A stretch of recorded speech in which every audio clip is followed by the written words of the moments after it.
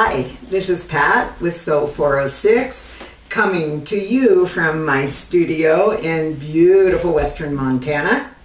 It's snowing outside. It's nice and cozy in here, but snowing outside, so that brings us to thoughts of the holidays and Christmas crafts, holiday crafts. So today we're going to make some cathedral window ornaments.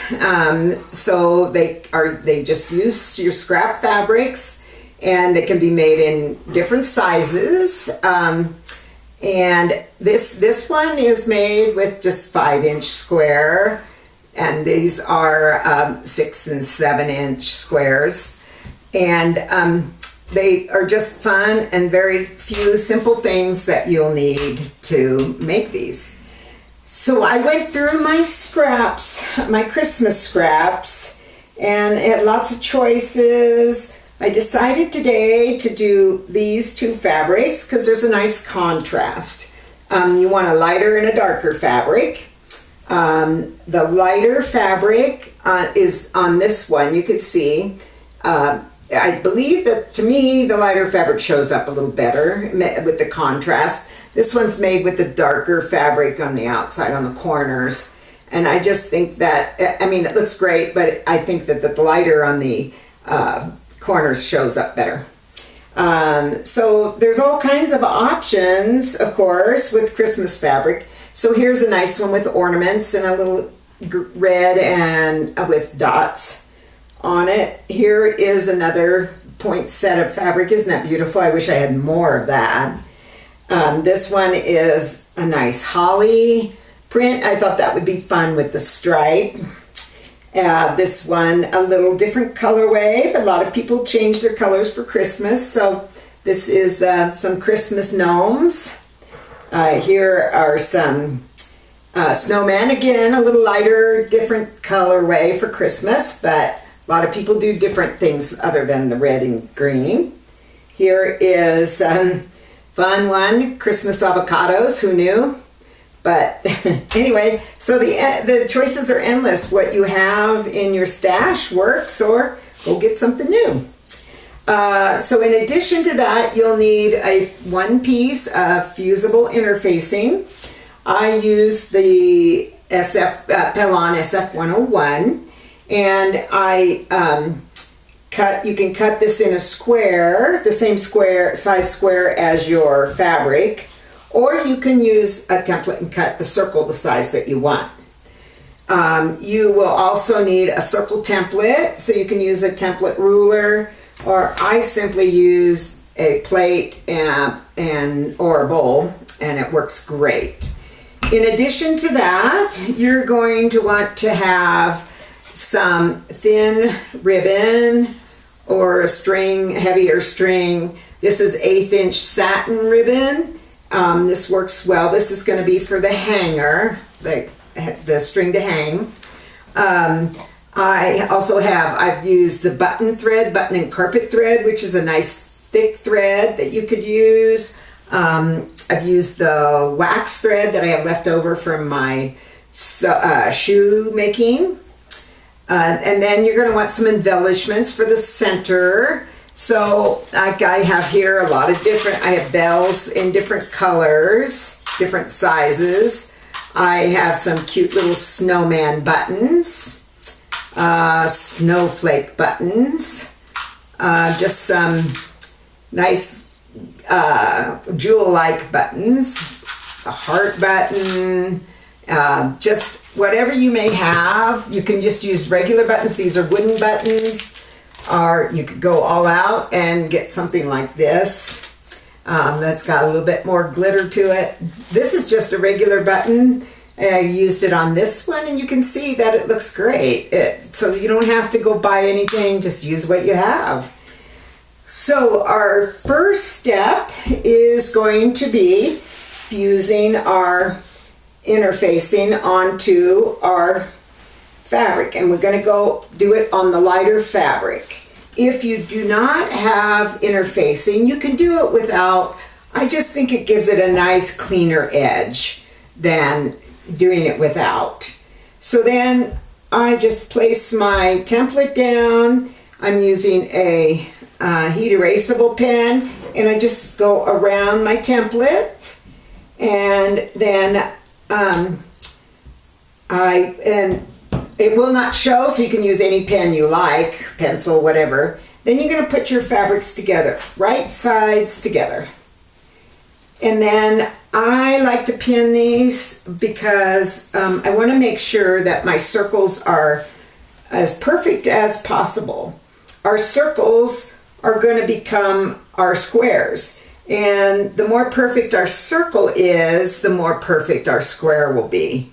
The squarer our square will be. So we're going to do this, pin these, and then I like to pin in the middle and on the corners, just so it stays together, right?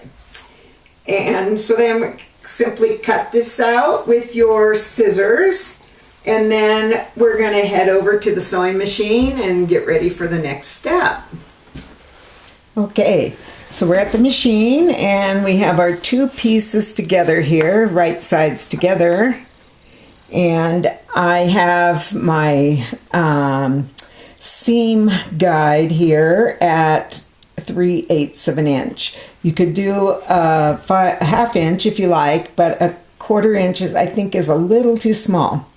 So I have my machine set at the stand 2.5. So I'm just going to stitch slowly around the circle. Try to be as careful as you can to stay at that 3/8 seam. And go all the way around. I prefer to go all the way around the circle and not leave an opening at this point for turning. I think you get a better circle when you turn it if you just go all the way around and then unstitch a few stitches for the opening. So just go slow and steady, keeping it as round as possible.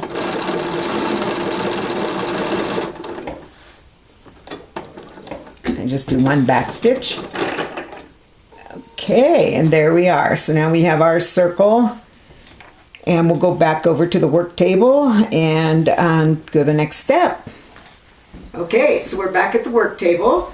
We have our two pieces here stitched around in a circle. So the next thing we're going to do is we're going to use our pinking shears and we're going to trim around the circle. If you don't have pinking shears, just take your scissors and make some little clip areas like that, and that'll work just fine. So, but I like using my pinking shears because it's a lot faster, easier to do. So I'm just going to go around my circle with my pinking shears, not too close because I'm going to press this open. So we're going to go around.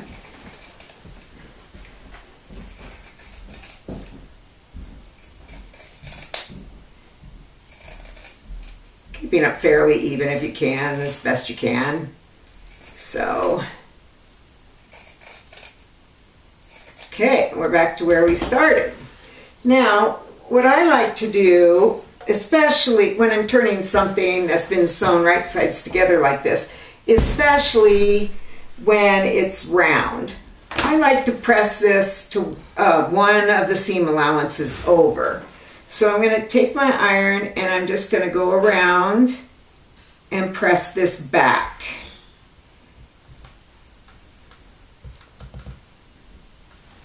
So you see what I'm doing there is just pressing one side back.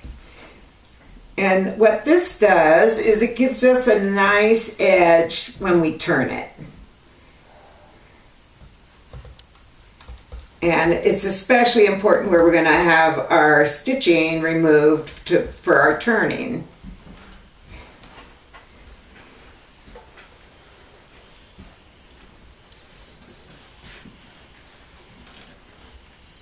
If you want to, you can put a little best press or spray starch on this to keep it nice and stiff.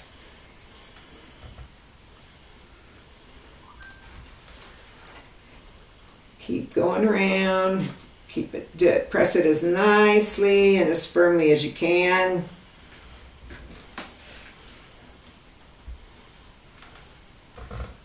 All the way around.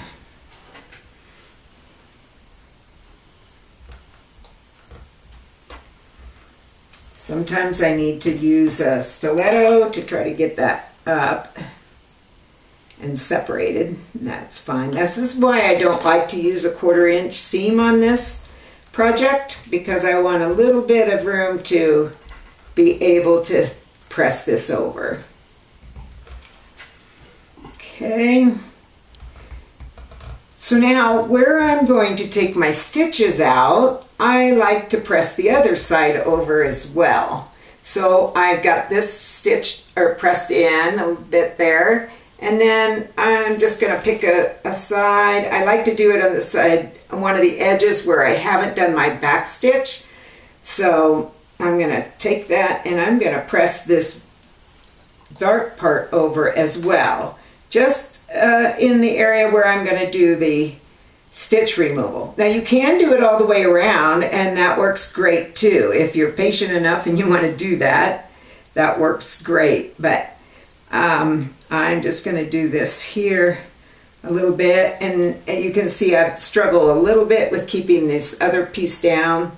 So then I'll go back and I will get that down again as well. So what this does, when you remove your stitches, then you've got a nice rounded area that you know already where it'll be lay flat when you go to turn it back in and when you're going to top stitch. So, okay, I think that's pretty good. Okay, so now I'm going to take my stitches out, and I will start on the back. I'll pull the seam allowance back, and I'll just clip a couple stitches so I can get in with my seam ripper the other direction.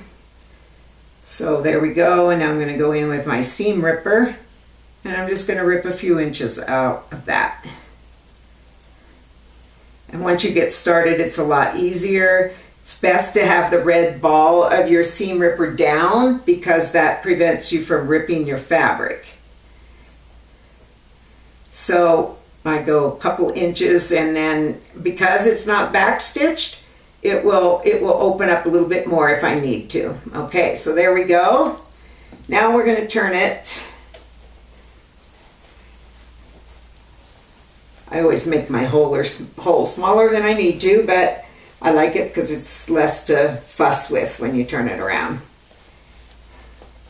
Okay, so now I'm going to get these edges out nice and smooth. You could take your smooth point turner if you like, or whatever, but since you've pressed that edge, see how wonderful that's come out already without even going in with a point turner or anything. So there we go. So that looks pretty good, right? So now, because I pressed these in, I have a nice edge here to know where to keep it, how to keep it round. So now I'm going to just press this under again, just to make sure it stays down, and then the other side as well. And sometimes a little bit of fray check can help on this. Another thing you can use is a little bit of glue.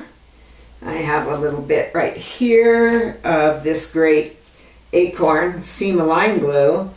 And so if I put a little bit of this down here, and it's heat activated, so that'll hold that down for me in a nice rounded area.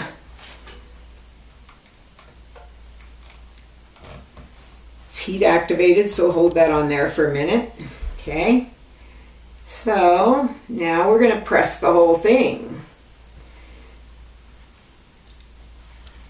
Okay, and just kind of maneuver that round as you need to.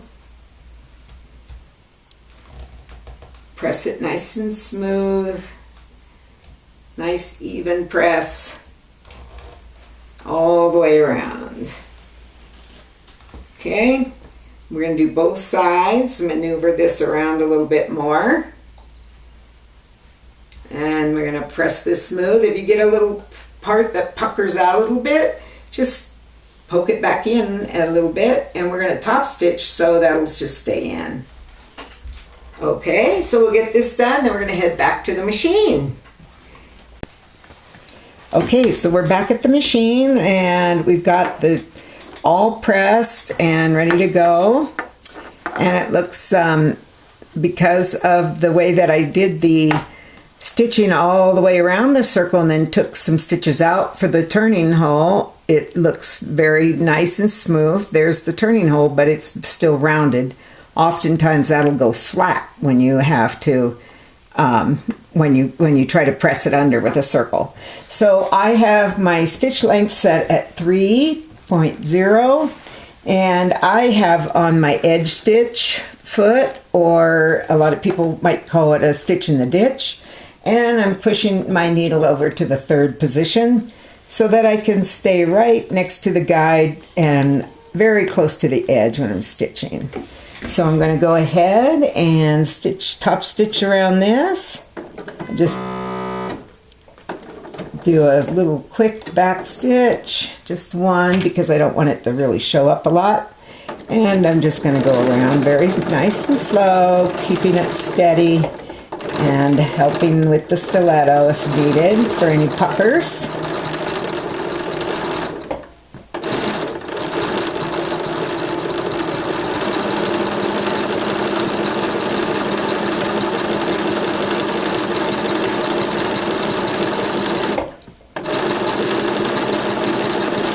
Slow and steady.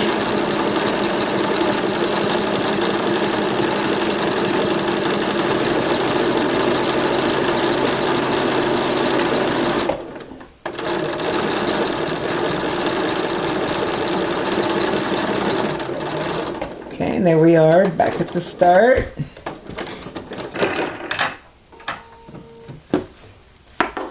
It looks perfect. Looks just wonderful. All right, back to the work table. Okay, back to the work table. So we have our beautiful circle all top stitched around, and now we're going to start doing our folding. So whichever print you want to be on your corners is going to go on the inside. So now we're going to fold our circle in half, and it's going to look like a taco. Now what you want to make sure is that our edges line up here. So if they're off a little bit like this, then just kind of move the circle around until you get the best that you can without edges. It's really hard, as you know, to get a perfect circle. So just move it around until you're happy with it. The edges are rounded, are matched up. The rounded edges are matched up. So, and that's important as we go to get make our corners and get it so it doesn't bunch up, and so it makes a nice square. So I've got that. I'm going to press this edge in here.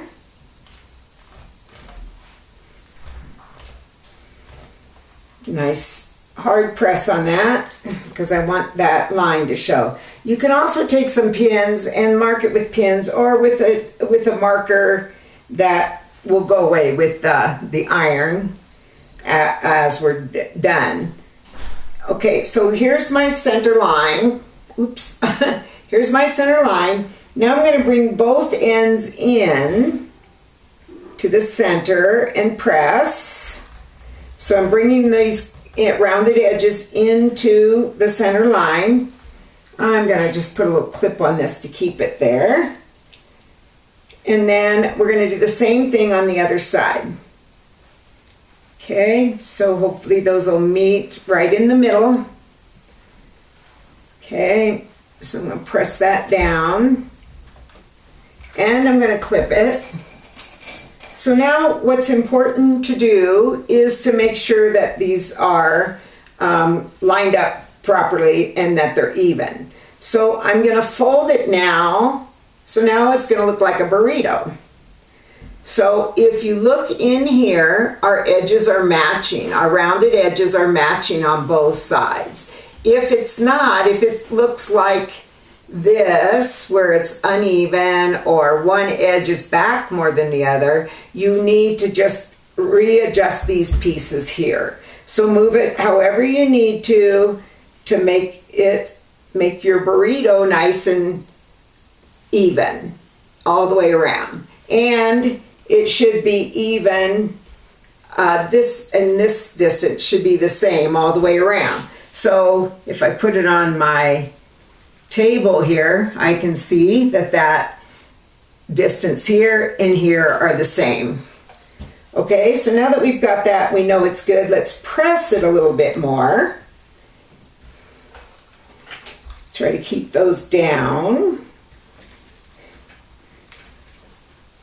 Now I'll put this clip back on for a few minutes here on each side, and then I'm going to take a couple more pins and I'm going to put them right here in these areas where we pressed.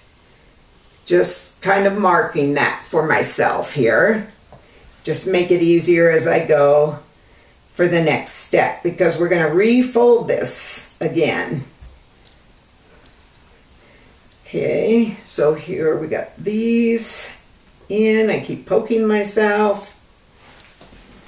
But, okay, get this in that side there. Again, you can use a marker if you like, but make sure it's erasable because it will show. Okay, so now we're going to take these clips off and we're going to bring these two edges together like that. Okay, and they should line up nice and neat. So see, these edges all line up. They're just perfect. Great job. Now I'm going to put a clip on this up here. Take these two pins out. Do the same thing on the other side. Make sure they match well again because I moved it. But they look great. So I'm going to put a clip on this side again. Okay, now I'm going to go ahead and press this corner, this end down here. Okay, now we're going to take where these pins are, our top, as our center lines match up. I'm going to take a hand needle, and got one already threaded here because it takes me a while sometimes to thread it. Put these in this beautiful little pin cushion my daughter made for me. And I'm going to stitch these two pieces together. So I'm going to go right into the center where I have it. You could see the pressed line.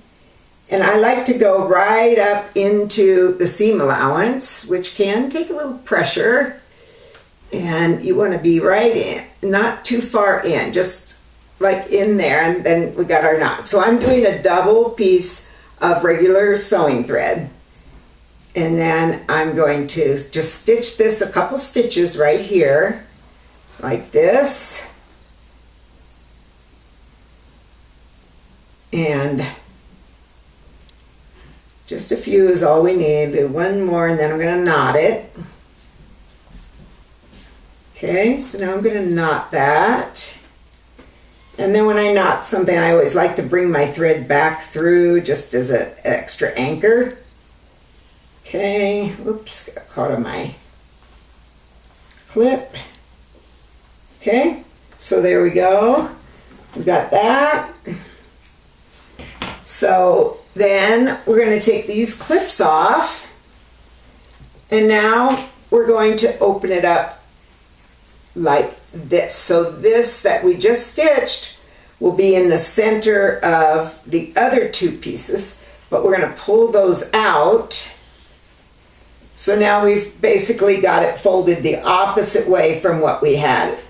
And you can see your pressed lines there. So again, we want to do this fold and make sure our ends look good because they may have shifted as we moved it. So here we go again. We've done this. And make sure they're even in here. looks great. Okay. Now, we're going to do the same thing. We're going to stitch right in the middle here. If you don't have a middle line marked, you can fold it in half and either pin it or press it. It'll give you the line there that you need. So, we're going to do this again. I've got a second needle threaded so that I don't have to worry about trying to knot it. So we're going right into the center in the seam allowance to get the knot inside. Okay, then do the same thing. So we're just going to stitch this a couple of times. If it's hard to get through that, then you can use a needle puller like this, or garden gloves even work, or your quilting gloves. They work great as well. Because sometimes you're going through 4 layers of fabric here and the interfacing. So we're going to stitch a couple more stitches. Okay. And then I'm going to knot it. And then I'm going to run this through there. I can take my clips off so I don't get them caught in there. Okay, now we're going to snip that off. All right. Now, here comes the fun part. So we're going to bring this stitched area into the other stitched area so that they match up. So there you have your square. Okay, so let's line those up there. Okay, I'm going to press this.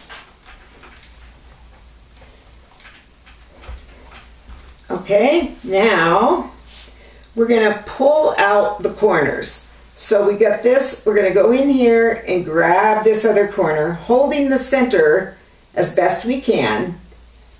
So get these corners out.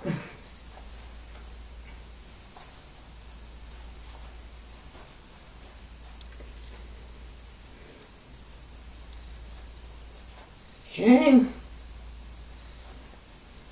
All right.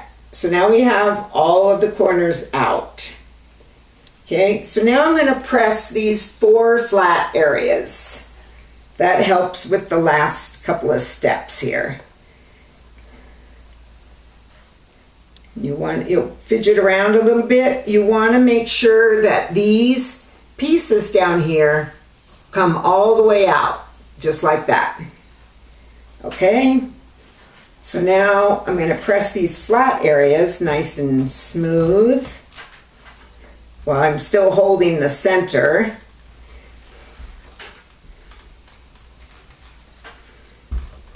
Okay, now we're going to still hold in the center, make sure we're still centered there. Yep, looks great.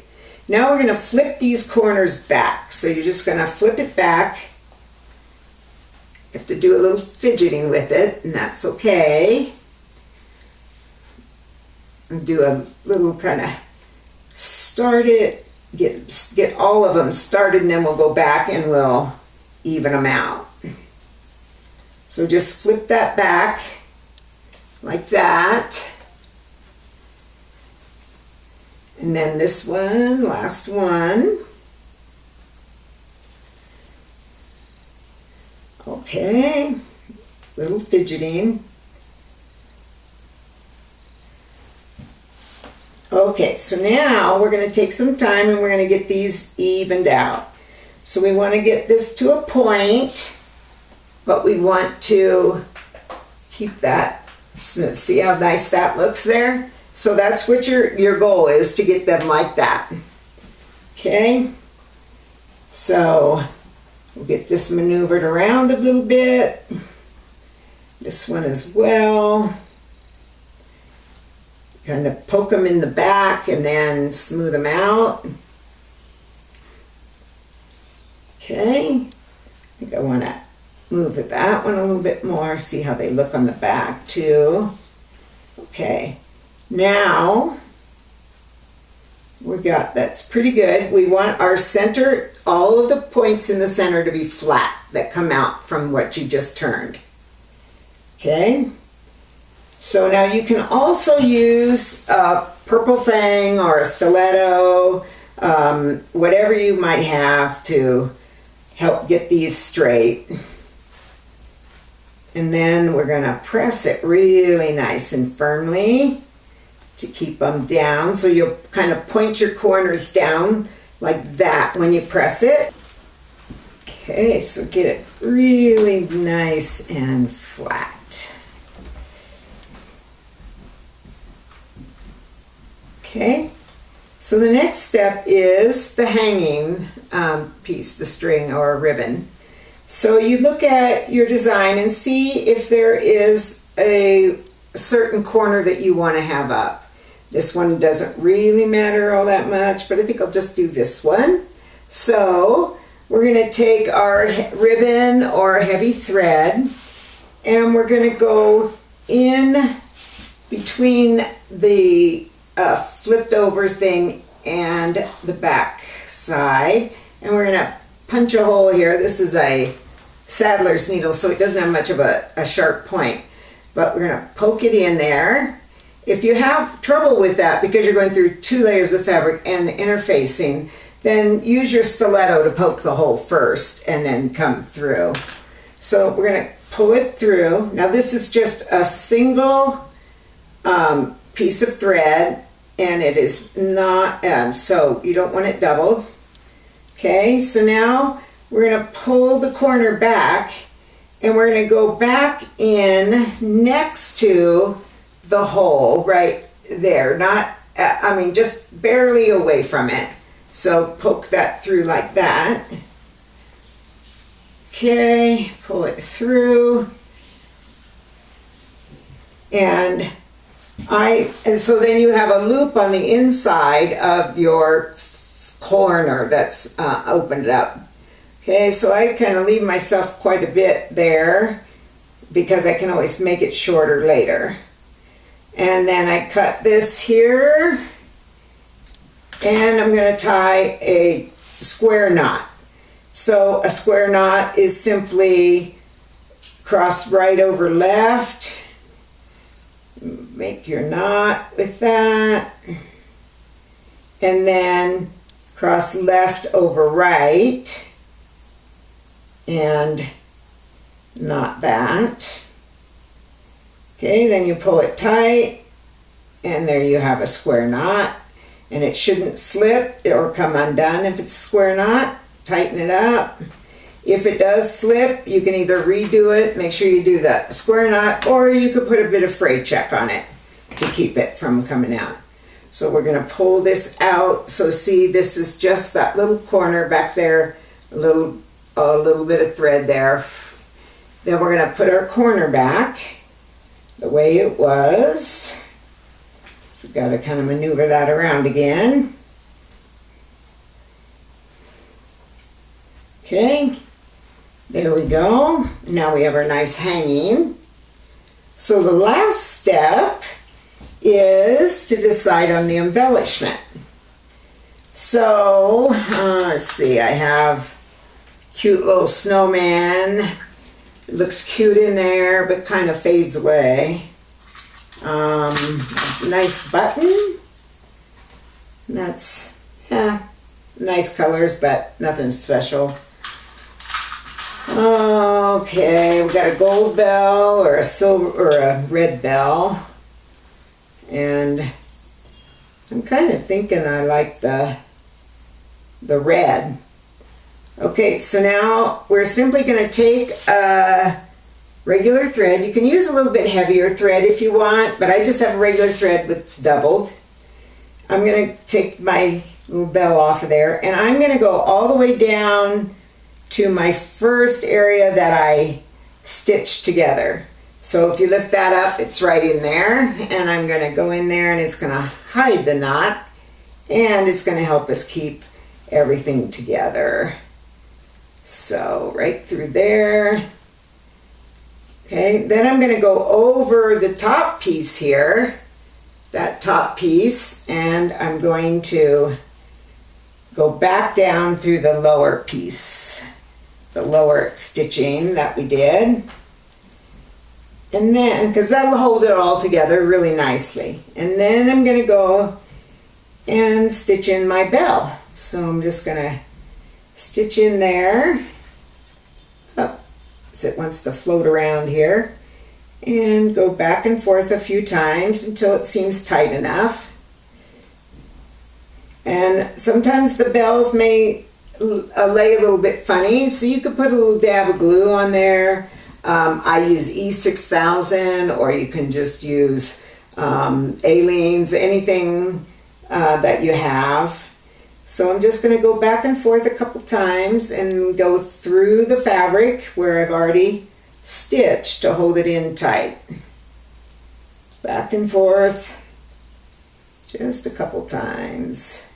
Should hold it. And if you have heavier thread, you probably even do it less than a couple.